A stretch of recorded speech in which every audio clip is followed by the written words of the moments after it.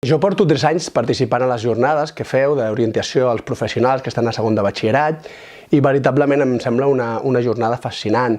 En primer lloc, perquè crec que no són moltes les iniciatives que es fan en aquest aspecte i en segon lloc perquè empatitzo molt. Jo vaig ser un estudiant que fins als darrers dies de segon batxillerat no tenia gens clar quin seria el meu futur. Aleshores, el fet de portar estudiants que estan cursant estudis universitaris, gent del món empresarial o gent d'altres serveis que estan donant cobertura docent, per exemple, em sembla una jornada realment molt interessant i facilitadora, molt facilitadora de cara als estudiants per tenir una mica més clar o una mica més orientat el seu futur.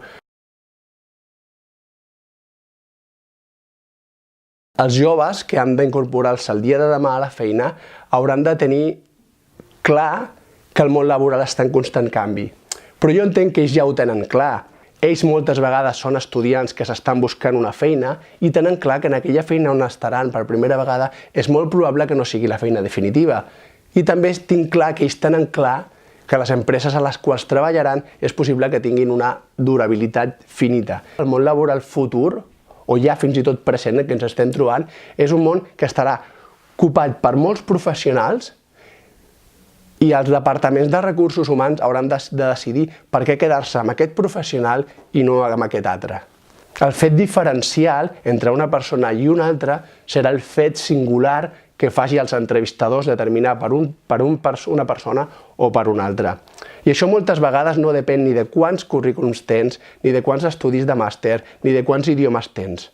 El més important serà la capacitat que tens per sociabilitzar. La singularitat ja no serà només què aporto diferent a la resta d'éssers humans. La singularitat serà també què aporto diferent que una màquina no pot aportar. El paper del món educatiu en tot això és bàsic. És bàsic. Els estudis seran l'eina fonamental per estructurar, per esculpir aquestes persones, perquè si no l'únic que farem és tenir moltes persones amb títol, però moltes persones molt buides.